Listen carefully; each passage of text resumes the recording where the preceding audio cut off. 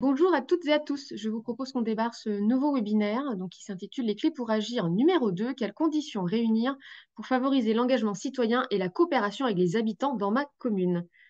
Ce webinaire s'inscrit bien sûr dans la saison thématique Petite ville de demain, favoriser l'engagement citoyen dans la mise en œuvre des projets, donc organisé par la NCT dans le cadre du club Petite ville de demain.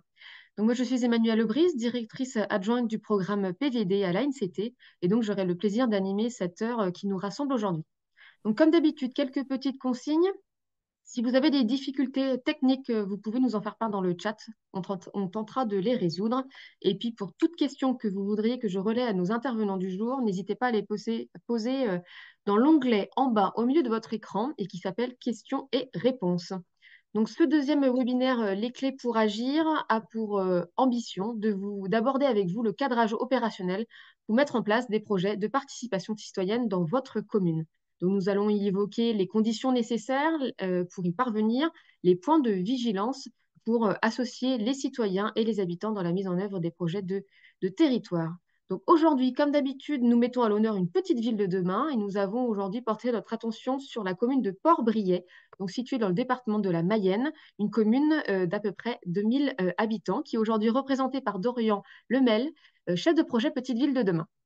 Nous entendrons également aussi Mathieu Angotti, est conseiller expert territoire en commun, territoire d'engagement au sein de l'ANCT, qui évoquera les différentes conditions pour réunir une participation citoyenne réussie au sein d'une commune, et notamment d'une commune petite ville de demain.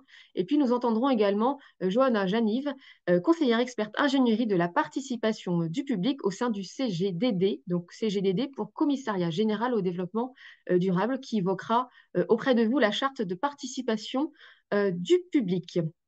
Je vous propose d'entendre rapidement Monsieur Dorian Lemel qui va présenter en quelques mots la commune Petite Ville de demain, donc de Port-Briet, et puis aussi et surtout le projet de construction de l'action publique locale avec et par les citoyens qu'il a pu mener et piloter dans la commune. Monsieur le chef de projet, je vous invite à prendre la main. Donc bonjour à tous, Lemel Dorian, chef de projet Petite Ville de demain pour la commune de Port-Briet, effectivement, située en Mayenne. Donc c'est une commune d'un petit peu moins de 2000 habitants. On est une commune de 1800 habitants avec de nombreux services publics et aussi un profil sociodémographique relativement fragilisé à l'historique de construction de la commune. C'est une commune qui s'est construite autour d'une fonderie qui donc présente une population relativement ouvrière qui détonne un petit peu dans le paysage mayennais.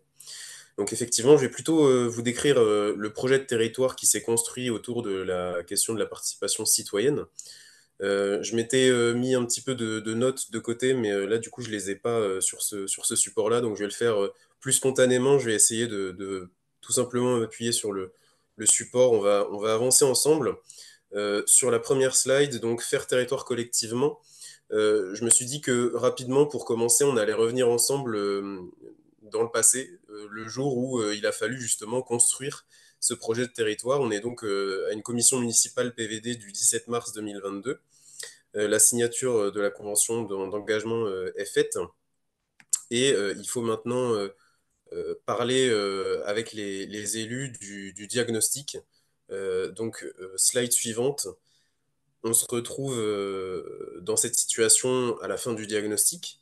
On a des premiers éléments de synthèse qui permettent aux élus de se projeter un peu plus sur le territoire qu'ils connaissent déjà bien, mais avec des éléments chiffrés et sensibles qui leur permettent de renforcer leur vision notamment de ce qu'on évoquait tout à l'heure sur la fragilité de certaines populations, les enjeux de mobilité sur le territoire, mais aussi le fort potentiel touristique et de qualité de vie de la commune.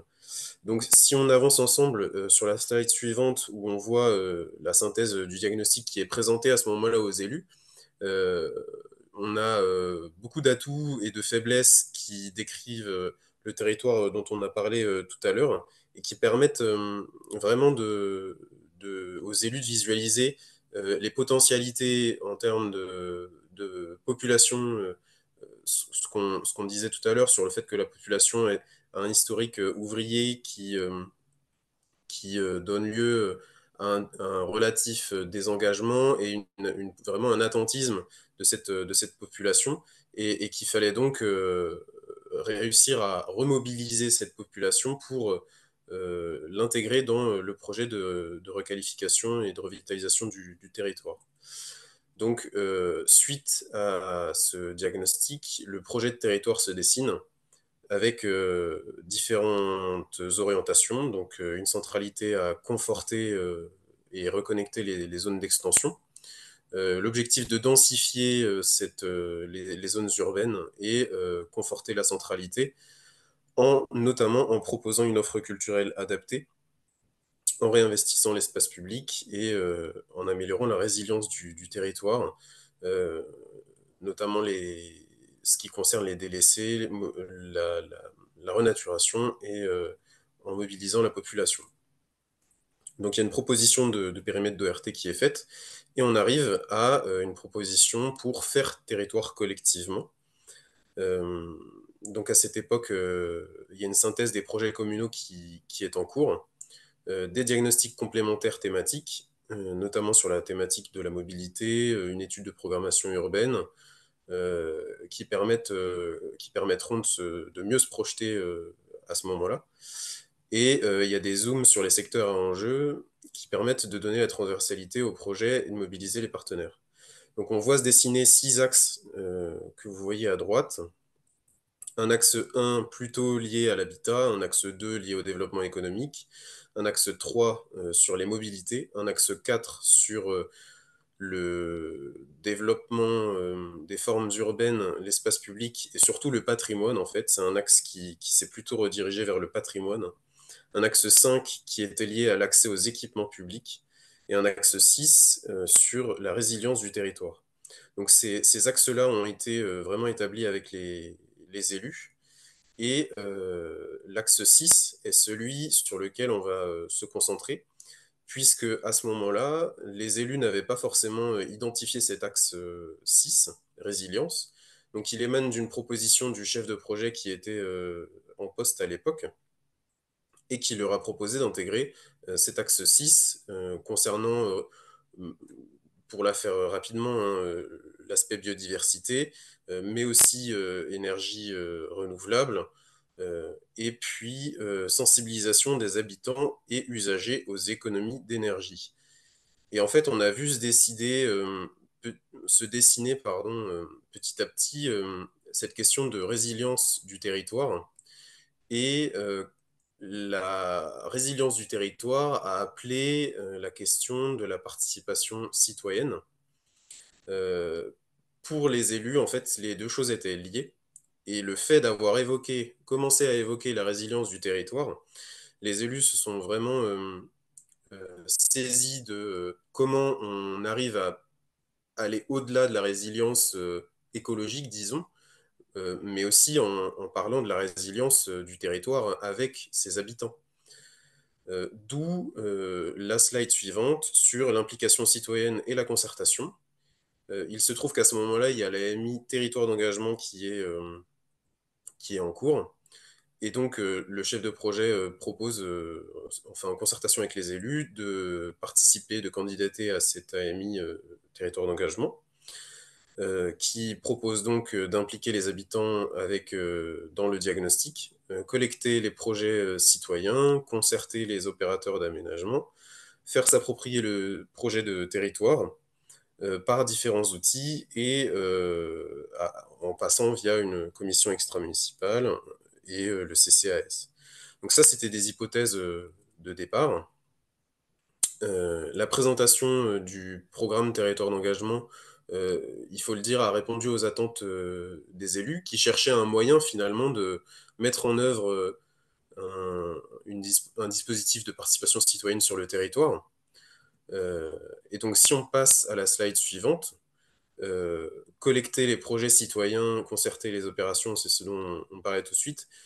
Ce cheminement-là leur a permis de se projeter sur la méthodologie qu'ils allaient pouvoir mettre en place sur le territoire à travers les suites, donc la suite audition des cabinets retenus à venir, rencontre avec le référent Mathieu Angotti, que vous allez entendre tout à l'heure, et puis le diagnostic prévu avant l'été, qui était donc la première étape du programme Territoire d'engagement, qui a permis d'identifier, de faire un petit peu la cartographie des acteurs et d'obtenir un panorama à l'instant T de l'engagement citoyen sur le territoire.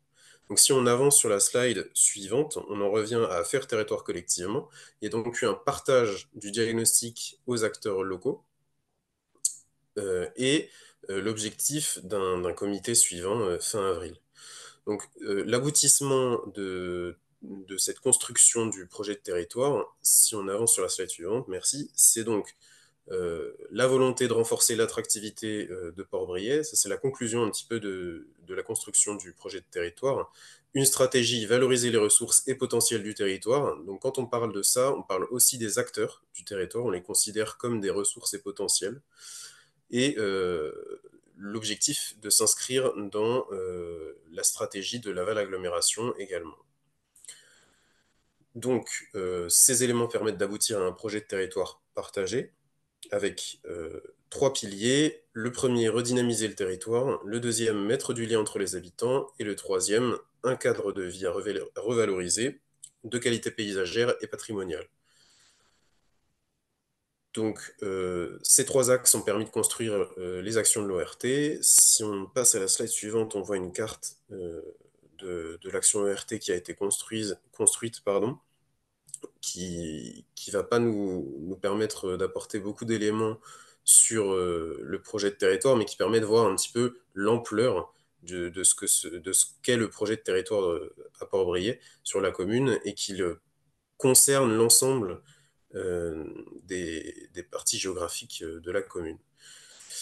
Donc, si on avance avec la slide suivante, conditions ayant favorisé l'engagement à Port-Briey, pour nous, ça a été le partage d'informations, de temps fort avec les acteurs du territoire et le portage politique, puisque lors de cette construction du projet de territoire, c'est vraiment la volonté politique de partager les informations et de construire des temps forts avec les acteurs qui a permis de rentrer en contact avec un noyau d'acteurs du territoire.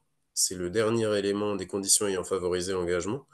On est tombé sur un noyau d'acteurs qui permet vraiment de dynamiser la vie locale et qui a fait écho avec la démarche politique locale et qui a permis d'engager aussi cette dynamique de territoire d'engagement. Donc pour faire un petit peu le retour d'expérience, l'engagement en phase opérationnelle à Port-Briey, donc en fait ce découpage il se fait en deux phases puisqu'il y a une première phase de projet qui est déjà en cours sur lequel la concertation a déjà été réalisée. Donc on est sur une phase où les concertations projets ont été menées avec les habitants et où maintenant ils attendent, on a récolté leurs besoins et attentes, et maintenant ils attendent plutôt la réalisation. Et puis là, on rentre sur une deuxième phase projet. Euh, donc la deuxième phase projet, finalement, c'est notre dernière diapo. C'est le et après. C'est les projets qui mettent un petit peu plus de temps à sortir ou qui demandent encore à être affinés. Euh, donc cette deuxième phase projet, il y a deux choses. Donc premièrement, il y a les projets comme lors de la première phase qui sont des projets, disons, concrets. Par exemple, l'opération de revitalisation du territoire. Donc là, on a encore concerté la population, mais on s'est rendu compte assez vite qu'il y avait une limite. C'était que quand on concertait la population sur des projets concrets, la population avait tendance à donner ses attentes et puis se mettre au fond de la chaise et attendre la réalisation. Donc là, on a voulu partir sur un autre modèle d'intégration de la participation citoyenne, plutôt en se reconcentrant sur des temps forts du vivre ensemble et pour créer du lien sur le territoire, en misant plutôt sur des éléments, des projets comme euh, le marché de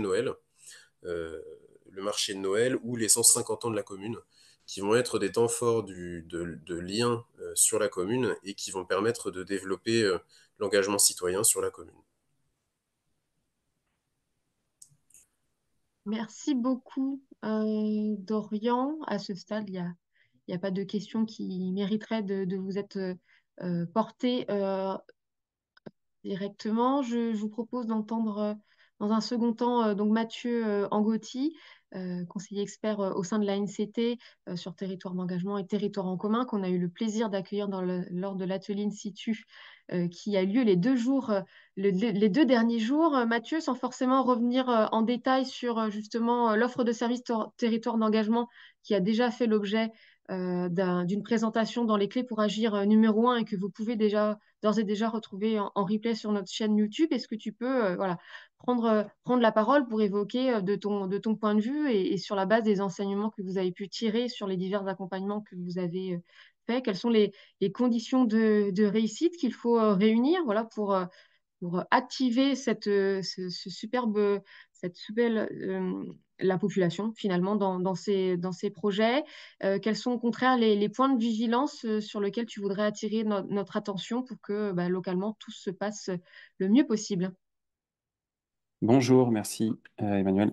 Je crois que je dispose de 10-15 minutes, c'est ça, hein, quelque chose de cet ordre? Ok. Je vais repartir peut-être d'une question qui s'est posée pendant ces 2 jours à Pélussin, où donc en séminaire, des élus et puis des chefs de projet Petite Ville de demain se sont retrouvés pour discuter de ces enjeux de participation. La question, c'était comment je peux faire ça chez moi? C'est-à-dire que effectivement, beaucoup d'élus et de chefs de projet ont partagé des expériences positives de participation des habitantes et des habitants dans leurs travaux Petits Lits de demain. Et puis en face, euh, d'autres ont répondu, OK, c'est super, mais c'est probablement spécifique chez vous. Vous avez peut-être un contexte qui rend les choses favorables. Chez moi, c'est pas possible. Et cette question, elle est délicate parce que d'une certaine manière, c'est juste, c'est-à-dire que chaque territoire a ses particularités, a sa culture, a son histoire, et en fait, essayer d'appliquer des formules magiques de participation partout est forcément voué à l'échec. Et en même temps, on sent bien que c'est une impasse aussi, parce que si rien de ce qui est fait quelque part peut être entendu, inspirant, source d'enseignement ailleurs, bah, c'est compliqué d'avancer et de repartir d'une page blanche à chaque fois. D'où l'idée, effectivement, aujourd'hui, d'évoquer quelques pistes qui ne sont que des pistes, euh, d'éléments qu'on a retenus dans les différents territoires qu'on a accompagnés, évidemment Port-Brillet, où on travaille avec Dorian et les élus de Port-Brillet, et puis Pélussin, et puis les autres. Et je vais les classer en 2 familles. Une famille de points de vigilance ou de cases à cocher, on va dire, qui, qui relève de ce qu'on pourrait dire une stratégie globale de participation. Et puis une deuxième famille qui est plus spécifique à quand j'organise une séquence participative, qu'est-ce qui est intéressant à avoir en tête. Sur l'approche plus globale de tiens, j'ai envie que ma collectivité, à travers PVD ou autre, euh, travaille, creuse ce sillon de la participation, les points de vigilance, presque la checklist, comme si on était un ou une pilote au départ d'un A320, qu'est-ce que je dois checker, ou alors si je rentre dans une salle d'opération, qu'est-ce que je dois checker avant que la chirurgie démarre.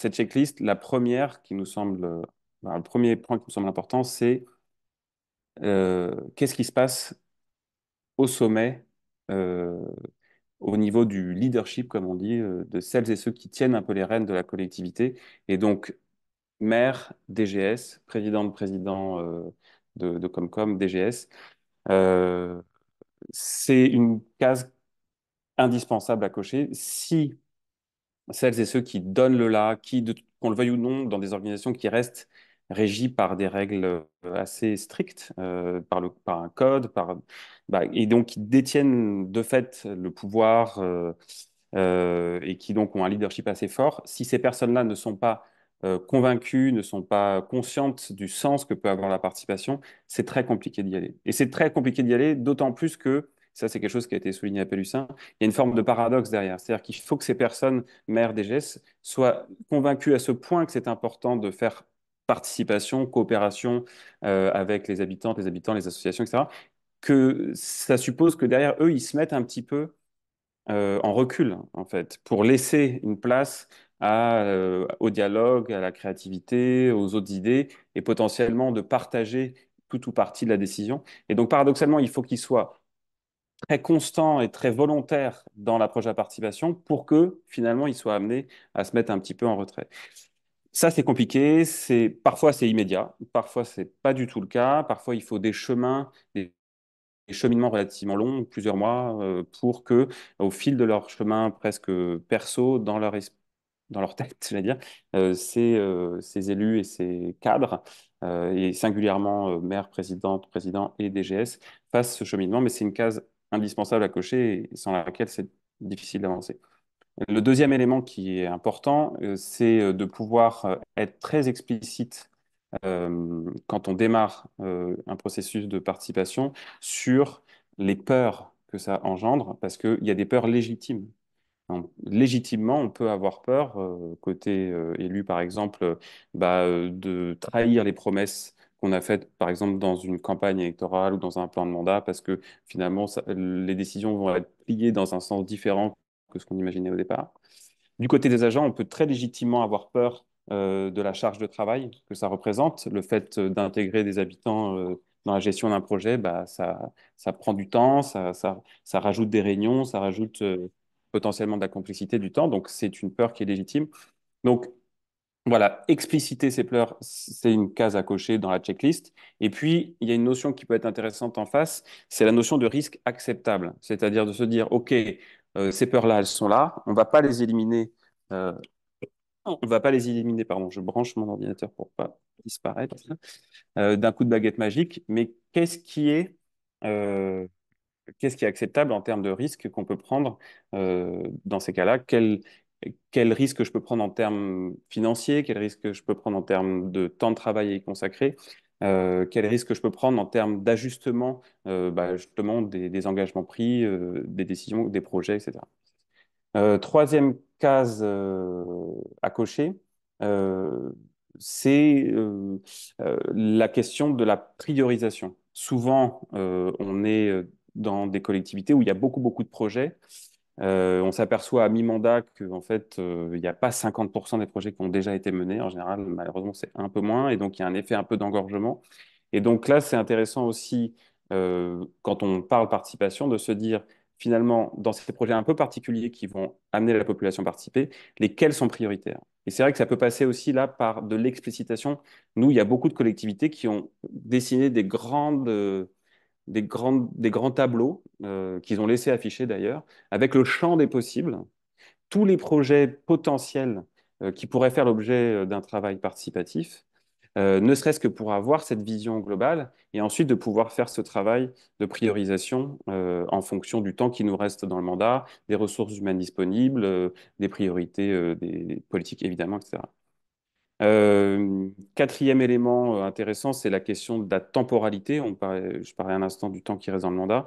Euh, En fait, les projets, dans leur complexité, y compris quand on intègre des habitants, prennent du temps. Et c'est vrai que là aussi, il y a des outils qui sont intéressants de dessiner des grandes frises temporelles, là aussi visibles au vu et au su de tout le monde, pour se dire, voilà, dans le contexte de l'année et demie ou des 2 ans qui viennent, voilà où vont se situer les grands moments des différents projets, à quel moment on va avoir besoin de temps, d'énergie, euh, et du coup de voir si ça passe ou s'il y a des moments où ça casse, de se dire là où ça va être difficile, qu'est-ce qu'on peut détendre? Est-ce qu'on peut avoir des engagements en face en termes de temps à y consacrer? Et puis d'avoir aussi des trames un peu structurelles, de voir aussi à quel moment, tiens, en fait, cette période, c'est la période où on fait les budgets. Donc, c'est pas possible d'avoir 12 réunions au même moment où on fait les budgets. Ça ne marche pas, ou vous voyez l'idée générale. Donc, ces trames temporelles, c'était un outil qui paraissait intéressant. Et puis, il reste une question délicate globalement sur ces questions-là, c'est la question du tiers. Est-ce qu'on fait appel à un tiers extérieur? Est-ce qu'on fait appel à des cabinets, des agences? Euh, Là, ça coûte de l'argent. Et puis, il y a un paradoxe aussi d'avoir besoin de ressources extérieures, mais de ne pas en devenir dépendant. Donc, cette question du tiers extérieur, c'est aussi un sujet à traiter. Donc, les cases à cocher, globalement, qu'est-ce qui se passe au niveau de ceux qui tiennent les rênes de la collectivité? Est-ce qu'ils vont être allants, persévérants, volontaires dans... Est-ce qu'ils vont donner le là, en fait, et dans le temps? La question des peurs et des risques acceptables, la question du champ des possibles et des priorités qu'on se donne, la question des temporalités et de est-ce que ça peut s'ajuster et s'agencer, et puis la question donc du tiers extérieur qui peut potentiellement accompagner, mais avec le coût que ça suppose et l'équilibre à trouver entre les compétences que ça apporte et la dépendance que ça ne doit pas créer. Ça, c'était sur la famille, on va dire, globale. Et puis je vais très vite sur plus spécifiquement, je suis en train de m'apercevoir que mon ordinateur n'est pas branché, donc je vais devoir me déplacer.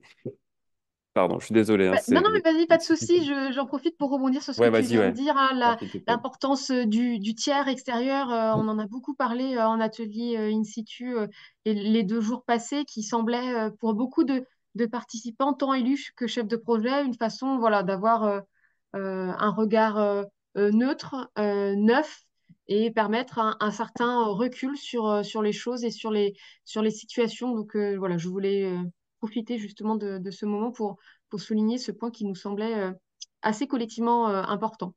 C'est bon, je suis C'est branché. bon? Eh ben vas-y, t'en prie. Du coup, oui, effectivement, la question du tiers extérieur, et qui va de pair avec la question, peut-être que j'ai abordé trop elliptiquement, du qui fait quoi. C'est vrai que parmi les composantes importantes dans des projets complexes où on intègre des habitants, c'est d'être super clair aussi sur la cartographie du qui fait quoi. On a beaucoup réfléchi à Pélussin notamment sur la question de la place des élus, à la fois qualitativement, est-ce qu'ils ont une casquette d'élu, est-ce qu'ils tout à coup ils deviennent chefs de projet, comment ça se passe de cette nature-là, et puis quantitativement.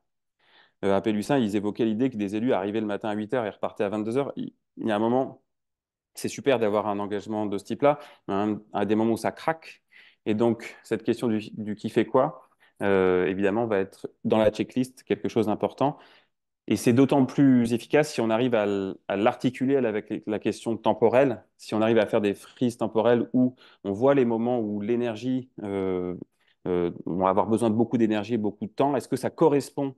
Si ça correspond pile à un moment où les deux, trois élus clés ne sont pas là, parce que dans leur boulot, ils sont profs et c'est la rentrée scolaire, parce qu'ils ont prévu de partir je ne sais où, etc. Évidemment, on va le voir tout de suite, en fait, qu'il y a un hiatus. Et donc, tout ce travail d'explicitation encore une fois, des peurs, des risques, du champ des possibles, de la temporalité du qui fait quoi. Voilà, la participation, c'est beaucoup ce travail d'explicitation qui ne peut intervenir que quand le sens est posé et que tout le monde est d'accord, mais qui est vraiment indispensable pour que les choses se passent harmonieusement. Du coup, je bascule sur la question des moments en 2 minutes. Euh, Nous, ce dont on s'est aperçu au fil de l'eau avec les territoires, c'est que euh, c'était il y avait comment dirais-je, des facteurs qui facilitent de manière, j'allais dire, très basique, le fait d'avoir beaucoup de monde à un moment participatif et de ne pas se retrouver finalement dans ces moments un peu difficiles où on a mobilisé beaucoup d'énergie pour une séquence de participation où il y a finalement 2 habitants qui viennent, qui est voilà, quelque chose d'un peu délicat. Ces facteurs-là, ils vont vous paraître probablement frappés au coin du bon sens. C'est un, que la séquence de participation se passe près de chez les gens, donc qui n'est pas une distance énorme à parcourir. Deux, que ça se passe dans un temps ramassé, 2, 3 heures, une demi-journée. Et trois, qu'il se passe pendant cette séquence quelque chose de concret, quelque chose d'actif, presque quelque chose qu'on fait avec ses mains. Alors, pas forcément avec sa main, ça peut être avec ses pieds aussi. C'est-à-dire, ce qui marche très bien, ce sont de se balader de déambuler dans un espace, de travailler autour de maquettes, de cartes, de pouvoir se déplacer dans une pièce, visualiser des éléments, en poser d'autres. Tout ce qui, du coup, permet de sortir en fait de l'image de la table de réunion où tout le monde est assis avec une personne qui parle toute seule dans un coin avec un PowerPoint, euh, rendre les choses voilà, actives et concrètes. Ces 3 facteurs, c'est pas très loin, ça dure pas trop longtemps et c'est actif. à l'usage montre que c'est très efficace pour rassembler beaucoup de monde. À ça, il faut bien sûr ajouter un élément de plaisir, la convivialité, il fait pas froid, il fait pas trop chaud, il y a à boire, il y a à manger, c'est sympa, on régule les émotions et le dialogue de sorte que les choses se passent bien, on garde un bon souvenir. Potentiellement, on a pu faire garder ses enfants grâce à la collectivité, ce qui fait qu'on n'est pas embêté par ça, etc. Donc, voilà, ça, c'est des choses qui permettent d'avoir du monde et que ça se passe bien. La limite, c'est que, bah, justement, c'est très court et c'est des séquences un peu one shot, quoi.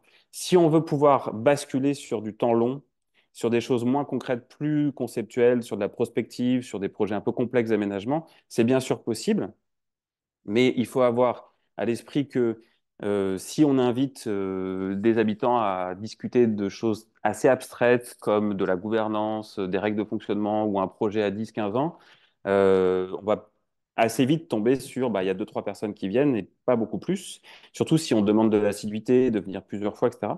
Et donc, c'est pas grave, il faut assumer le fait qu'il y ait des séquences très différentes dans leur nature et du coup avec un volume de personnes impliquées différentes. Et puis évidemment, on peut articuler les deux, c'est-à-dire que plus vous allez mailler finalement votre mandat de tout un tas de séquences courtes, actives, en proximité, plus vous allez d'abord avoir une culture de la participation qui se développe, et puis plus vous allez avoir sous la main un vivier de personnes disponibles pour éventuellement basculer dans ces moments un peu plus engageants où on demande de venir 3, 4 fois pendant 2 heures, se former sur des enjeux techniques, accepter qu'il y ait du contenu un peu abstrait, etc. Et donc, on voit bien la dialectique qui peut s'installer entre la multiplication des propositions concrètes au coin de la rue, très actives, et puis celles qui sont plus de l'ordre de la réflexion partagée sur du long terme. Un dernier point et je m'arrête. Là aussi, qui est un caractère d'évidence, mais c'est important de le dire. Un des facteurs, peut-être le facteur le plus significatif dans la réussite, c'est du coup le fait de fidéliser en quelque sorte la population sur les démarches participatives, c'est la caractérisation de l'impact. Le fait de pouvoir caractériser l'impact que les personnes auront eu dans une histoire, même s'il est tout petit, même si c'est pas d'avoir tout décidé, même si dans la balance entre qui a décidé finalement, les élus, la collectivité gardent 50%, 60, 70, 80%, que sais-je, si l'impact est caractérisé, s'il est mis en évidence avec bah, sans mentir, quoi, c'est ça, et je vous en parle et je vous remercie et, voilà, et je communique dessus. Ça, c'est quelque chose qui va être vraiment un élément fondamental dans la capacité à renouveler ensuite les expériences. Je m'en tiens là. C'est parfait. Merci, Mathieu. Je n'hésiterai pas à te redonner la main s'il y avait encore des questions complémentaires sur les riches enseignements et la clarté d'ailleurs de tes propos. Encore merci pour cela. Je vous propose maintenant d'entendre notre dernière témoignante, Johanna Janive, donc conseillère experte ingénierie de la participation du public, donc au sein du Commissariat général au développement durable. Johanna, et je vous laisse la main, et notamment pour présenter cette fameuse charte. Merci beaucoup et bonjour à tous.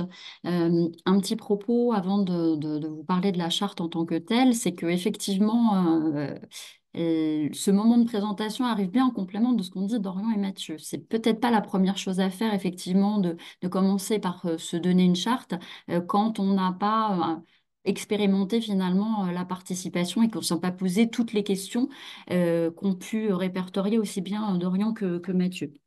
En revanche, j'ai entendu des choses chez les deux qui me font dire que peut-être quand on a commencé à, à s'y frotter, il y a un moment dans les facteurs d'engagement, ça peut avoir du sens de donner une charte et notamment, Mathieu parlait d'approche globale et de checklist et clairement, se donner une charte fait partie de cette démarche-là. Elle permet un peu de prendre du recul sur les pratiques et de se donner, de donner corps un petit peu à la pratique aussi bien en interface avec les citoyens que pour soi en tant qu'entité. Parce que la participation, elle vient quand même bousculer des choses, on l'a dit, Mathieu l'a rappelé, elle vient bousculer les élus dans la fonction d'élus, les administratifs dans ce qu'ils connaissaient de la culture administrative et les citoyens dans leur rapport aux décideurs. Donc ça vient bouger tout le monde et la charte finalement, elle a comme intérêt de sanctuariser un petit peu les choses, de donner des référentiels communs. J'en profite juste parce que j'y ai pensé. Mathieu disait que le cheminement des élus n'était pas facile. Alors, c'était pas mon propos, mais tant pis, il est voilà. Voilà un cheminement d'élus de Joe Spiegel qui a été maire de Kingersheim. Et vraiment, je vous le conseille. Super livre. D'abord parce que c'est court et donc ça se lit bien. C'est bien écrit et surtout ça vous montre comment il était un élu qui voulait surtout empiler des mandats électoraux et qui s'est aperçu que ça avait ses limites, en tout cas par rapport à ce qu'il concevait comme sa mission de service public. Tout à fait édifiant et très intéressant pour ceux d'entre vous qui pourront vouloir le lire. Alors, des chartes. Moi, j'ai commencé par aller voir Google. Bon, évidemment, il y a la nôtre, je vais vous en parler, hein, mais j'ai été voir combien de collectivités on avait. Alors, Toulouse, Dijon, Échirolles, département d'Ille-et-Vilaine, Annemasse, Rennes, établissement public de la Loire, des grands, des petits, toutes les formes administratives. Il y a des chartes un petit peu partout. L'Institut de la concertation en a référencé une centaine. Ça montre bien qu'à un certain moment de pratique, ça a son intérêt. Alors, pourquoi on se dote d'une charte? Je vous dis tout de suite un petit peu les trois grandes raisons de le faire. D'abord, ça avait une charte qu'on appelle manifeste, celle qui permet de promouvoir la participation. C'est je dis que je suis engagée à la participation. Mathieu a rappelé à quel point ces éléments étaient importants pour favoriser l'engagement. Ça peut aussi être un pas à pas pour cadrer une concertation. Ça, vraiment, je l'applique. Ça pourrait être, par exemple, Dorian sur son projet de territoire et je me sers de la charte pour cadrer un petit peu la concertation. Et puis enfin, ça peut être aussi en interne pour changer la culture. Ça peut servir de sensibilisation aux élus, ça peut servir aussi de sensibilisation aux agents. Donc voilà un peu les trois grandes familles qu'on retrouve. Alors pourquoi nous, au ministère, on s'est se doter d'une charte. On s'est doté d'une charte parce que malheureusement, alors on a des conflits environnementaux réguliers, ça ne vous aura pas échappé, et l'un des projets assez controversés dans ces 10 dernières années, c'était un projet de barrage à Sivins. Un jeune homme appelé Rémi Fraisse manifestait contre ce projet de barrage et malheureusement, une grenade s'est prise dans son sac à dos et donc ça s'est terminé par son décès. Ça a créé un émoi assez vif, le président de la République ayant considéré qu'il n'était pas normal que dans l'exercice du droit à la parole et au dialogue environnemental, on y trouve la mort. Donc, il a ouvert un champ de réflexion qu'il a confié à la ministre de l'écologie d'alors, Ségolène Royal, pour dire, voilà, qu'est-ce qu'on peut faire pour changer ça? Alors, la réponse, ça ne vous étonnera pas, le bras armé de l'administration, c'est de faire du droit. Donc, on s'est dit, on va légiférer. Effectivement, on a eu un nouveau texte de droit qui étendait le droit de la participation au titre du Code de l'environnement, la fameuse ordonnance du 3 août 2016. Mais on s'est dit également que légiférer, ce n'était pas suffisant, qu'il fallait aussi pouvoir donner des référentiels, des cadres méthodologiques à l'administration. Et on a souhaité que ce soit le cas de la charte. Alors, je veux bien la deuxième slide, si c'est possible. Donc, pourquoi on a fait une charte? D'abord parce qu'on est dans un cadre politique assez porteur pour changer, pour étendre le droit de la participation, parce qu'on s'aperçoit que le droit tout seul ne suffit pas à opérer du changement. Il en est un des opérateurs principaux, mais pas seulement. Parce qu'on tenait un discours engagé, comme le réclamait Mathieu, je reviens, vraiment tout ça est en résonance de la participation du public permet d'améliorer le projet. Et enfin, parce qu'on souhaitait faire le lien entre transition écologique et transition démocratique en disant que l'une ne se faisait pas dans l'autre.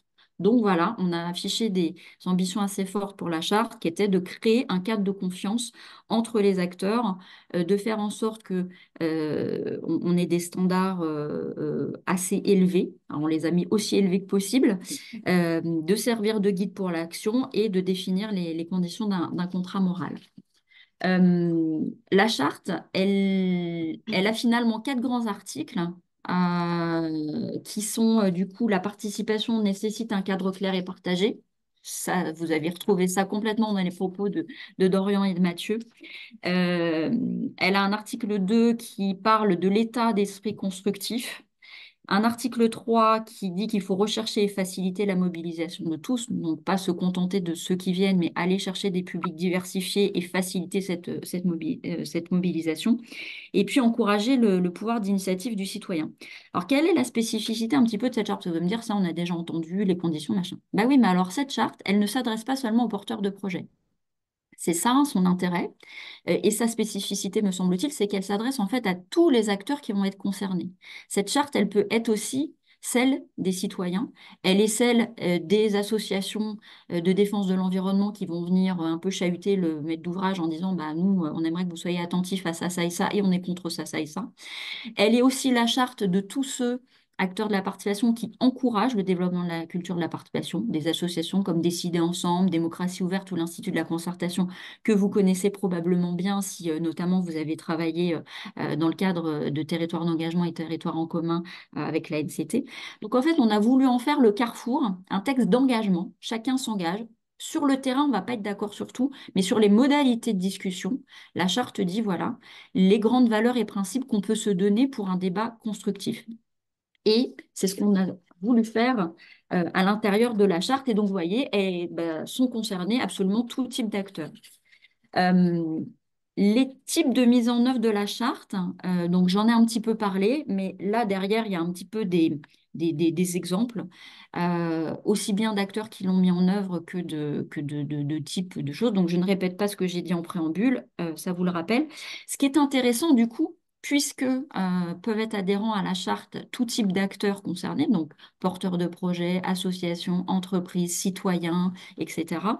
On a, nous, une communauté de plus de 220 adhérents et c'est vraiment ce qu'on cherchait. C'est-à-dire, on voulait une charte généraliste qui ne soit pas seulement la nôtre. Nous, on se l'applique évidemment, mais on cherchait à créer un mouvement, créer une culture, créer un engagement.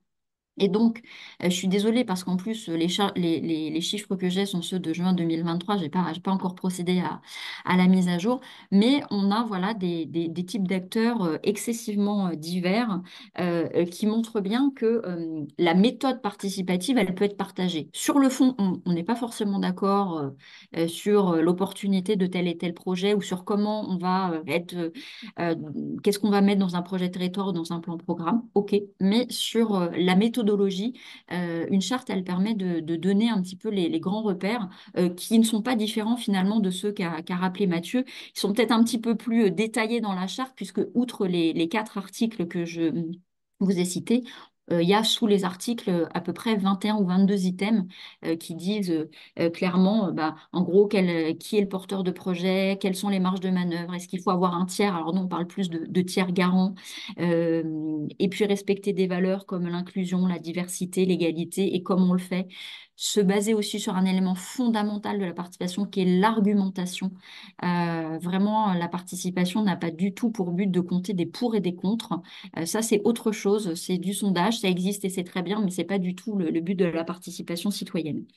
Euh, L'intérêt d'avoir fait une communauté autour de cette charte, c'est qu'en fait, chacun en est porteur. Donc, je disais, c'est pas seulement notre charte, c'est évidemment la nôtre au ministère de la Transition écologique. C'est aussi, à part égale, de manière équivalente, la charte de chacun des acteurs qui s'est engagé à la mettre en œuvre. Donc, on est dans un principe d'horizontalité.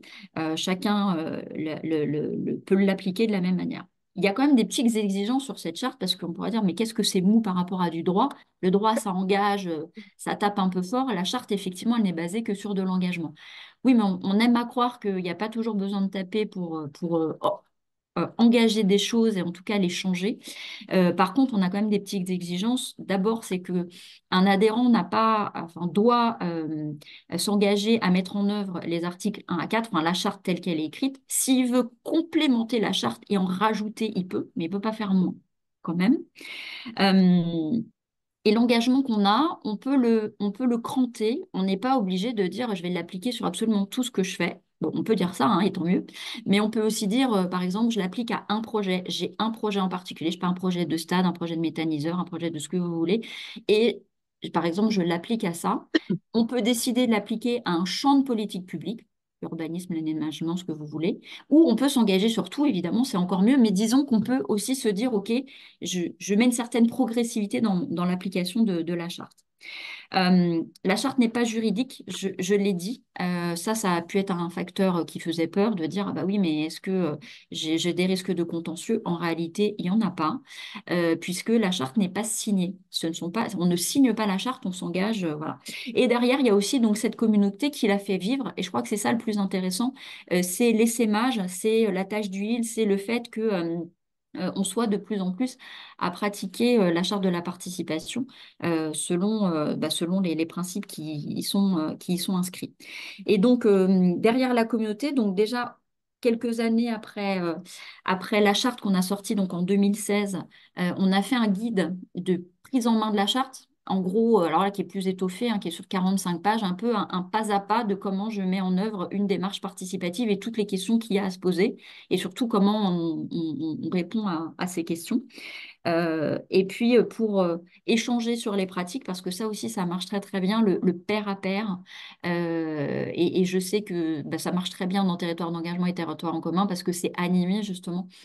Donc on a encore à l'heure actuelle un réseau social professionnel, on s'est donné une identité graphique, on a des outils et donc à part le guide de prise en main de la charte, par exemple, le CEREMA a développé aussi une boussole de la participation à partir de la charte, qui est un outil qui permet d'évaluer ex ante, c'est-à-dire en gros, encore le mode checklist, mais plus qualifié, plus précisé, et a posteriori de dire, voilà, est-ce que l'ambition que je m'étais donnée pour cette concertation est bien celle que j'ai mise en œuvre. Voilà, donc on anime des webinaires, on essaye de faire vivre cette communauté, mais surtout, on est en ouverture, c'est pas une communauté refermée sur elle, loin s'en faut. Elle est au contraire très ouverte, d'abord évidemment à ses adhérents, mais aussi les adhérents eux-mêmes. La NCT est adhérente, hein, et bien d'autres sont eux-mêmes branchés avec tout un tas d'acteurs de la participation. Et ce qu'on espère derrière ça, c'est donner une certaine tonalité, un certain engagement à respecter une bonne pratique de la participation pour que le dialogue reste constructif et qu'on ne soit pas des oppositions indépassables qui se traduisent par du rapport de force. Ça existe encore, ça se passe malheureusement. Je sais que c'est des facteurs qui font peur, Mathieu l'a dit. Donc, voilà, la charte, la nôtre, mais toutes les chartes qui existent, hein, ont cette vocation à essayer d'encadrer un petit peu la pratique, pas encadrer fortement, mais encadrer en mode, voilà, on ne sera pas d'accord sur le terrain, sur le fond, mais sur la forme, essayons au moins de nous donner des repères identiques. Et voilà à quoi sert une charte et toutes les chartes que peuvent avoir les différentes collectivités. Et puis, vous avez donc à l'écran les contacts de Johanna qu'on laisse un temps à l'écran. Je donnerai bien maintenant la main à Mathieu pour que tu puisses évoquer à l'oral les éléments que tu as apportés par écrit à une question qui portait justement sur les points de vigilance et d'attention sur lesquels qu'il faut bien avoir en tête justement pour éviter de se prendre les pieds dans le tapis. Ok. Effectivement, j'ai plutôt évoqué tout à l'heure des conditions d'une checklist, mais c'est vrai qu'en creux, assez vite, ça peut devenir des points de vigilance. C'est vrai que pour en avoir discuté avec pas mal soit d'agents qui sont responsables ou qui se retrouvent à être responsables du lien avec les citoyens, soit des élus, soit des chefs de projet PVD, ça paraît assez aventureux donc de s'engager dans une démarche participative si on n'a pas trois petits points. Donc si on n'a pas typiquement l'assurance que maire et DGS vont être porteurs, ne vont pas, par exemple, se retrouver à être de facto des recours pour celles et ceux qui ne sont pas convaincus. S'il suffit d'aller dans le bureau du maire pour dire, moi, l'histoire de la participation sur ce projet, et que le maire dise, ouais, non, t'inquiète, c'est bon, ça ne va pas le faire. En fait. Il va falloir que celles et ceux qui vraiment ont les clés de la collectivité de facto, même s'ils sont dans une logique très coopérative et horizontale, soient bah, voilà, porteurs et persévérants dans le portage de cette dimension participative. Euh, c'est sûr qu'il faut s'assurer aussi que bah, le temps nécessaire à un projet participatif soit bien pensé, mis dans les agendas, que ce ne se retrouve pas à exploser en vol parce que en fait, ce qui était prévu en 3 mois en prend 6 et qu'on sait que ça prend du temps de mettre, même si Tout le monde était d'accord d'ailleurs à Pélussin pour dire que le temps consacré à la participation, c'est autant de temps gagné derrière pour l'acceptation comment dirais-je, l'appropriation et la mise en œuvre des projets qui parfois, quand ils touchent typiquement, Joanna en parlait, à la transition écologique, peuvent être très sensibles. Ok, c'est du temps qu'on peut gagner derrière, mais c'est quand même du temps à investir au départ. Donc, ne pas y aller sans avoir être vraiment assuré en termes de timing. Être au clair aussi, ne pas y aller si on n'est pas au clair sur oui ou non, il y aura quelqu'un, ou une équipe, une agence, un cabinet pour venir vous aider euh, dans la méthodo, la maîtrise d'œuvre en quelque sorte de la participation et que le cahier des charges soit clair, le budget soit clair. Ce qu'on attend de cette équipe soit clair, que cette équipe, d'ailleurs, point de vigilance, que l'équipe qui va venir soit vraiment dans une logique de transmission. Ça, c'est quelque chose qu'on a beaucoup bossé avec Dorian aussi, d'essayer d'avoir des équipes voilà, qui sont presque dans l'open source, quoi. C'est-à-dire qui lâchent les infos, les méthodes, qui laissent derrière eux tout un tas d'outils disponibles pour recommencer sur d'autres trucs derrière. Donc ça, voilà, ça fait partie des points de vigilance. Et puis, ce point, voilà, ne pas y aller si on n'est pas capable d'être hyper transparent avec les habitantes et les habitants sur ce qui sera leur marge de manœuvre, ce qui sera leur marge d'impact euh, sur le projet. Encore une fois, même si c'est petit, même si c'est petit, on a fait un projet par exemple sur le fait d'éteindre l'éclairage la nuit dans la ville où on a travaillé. L'éclairage, il allait s'éteindre la nuit, ça c'est sûr. Mais on pouvait encore éventuellement discuter d'un quart d'heure voilà, avant, après, à quelle heure ça démarre. Et on pouvait discuter de la qualité de la signalétique qui allait être mise en place à certains endroits un peu stratégiques du village, sur éventuellement refaire un peu de revêtement à tel endroit, même éventuellement des choses qui se voient la nuit. C'est petit, c'est Mm. peut-être 10%, 15% d'impact sur l'ensemble du projet, mais c'était clair, il n'y avait pas d'ambiguïté. Personne n'avait imaginé en venant aux ateliers qu'ils allaient pouvoir dire on arrête l'histoire d'éteindre la lumière. Donc voilà, éviter à tout prix le flou ou éviter en fait de vous mettre, vous, élus et agents, dans la position de ne pas pouvoir respecter les promesses et les engagements, ou même de devoir, de pas pouvoir ce que je disais tout à l'heure, caractériser l'impact qu'ont eu les habitants.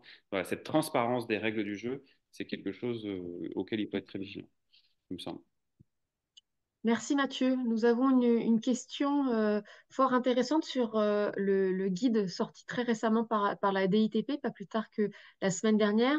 Je ne sais pas si Johanna ou Mathieu, vous en avez connaissance et si vous êtes capable de répondre sur la possible complémentarité, différence par rapport aux outils que vous pouvez porter vous-même.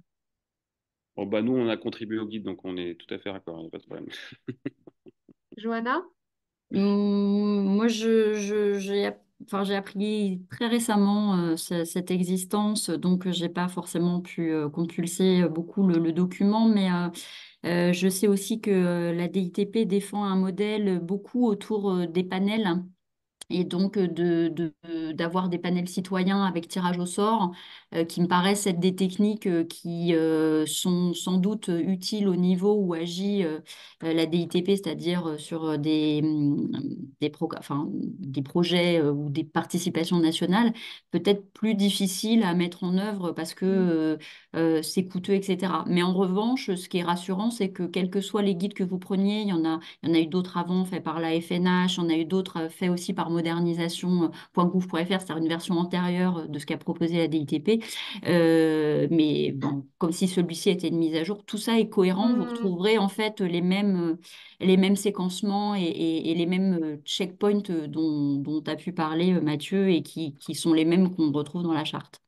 Alors, je me permets du coup de rebondir là sur euh, la, le piochage au hasard, j'ai perdu le mot, au Tirage au sein du sort? tirage au sort. Merci, c'était pas pourtant bien compliqué. On a eu un bel exemple justement à Pélussin donc hier, puisqu'ils ont un projet de tiers-lieu auquel ils ont souhaité associer la population et ils ont fait un système de tirage au sort et on a eu le plaisir d'avoir le témoignage d'un élu, pardon, d'un habitant tiré au sort, un nouvel arrivant qui finalement n'étant pas du tout voilà, dans le monde de la participation citoyenne, a très vite compris l'intérêt ou en tout cas a eu envie de participer, d'être partie prenante.